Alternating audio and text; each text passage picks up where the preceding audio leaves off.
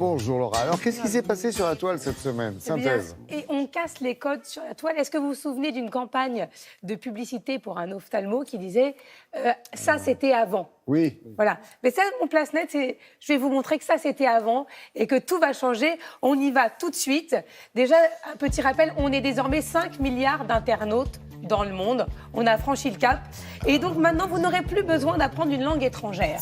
Car grâce à une start-up chinoise qui s'appelle Time Kettle, vous avez des écouteurs traducteurs simultanés. C'est ces petits écouteurs-là que vous êtes en train de voir.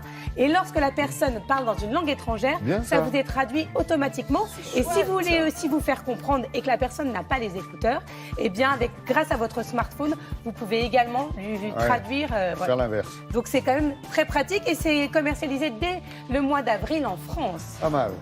On continue. Une autre, voilà, ça c'était encore une illustration parce que c'est vrai que pas facile d'apprendre le chinois.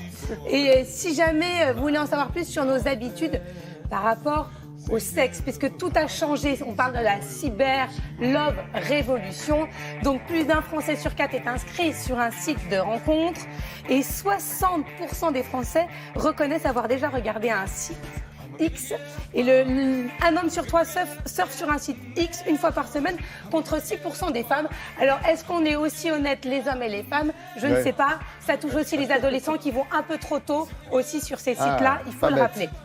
À propos, on a beaucoup parlé d'images cette semaine avec Instagram qui pouvait rendre certaines jeunes filles anorexiques en postant des photos de femmes trop belles.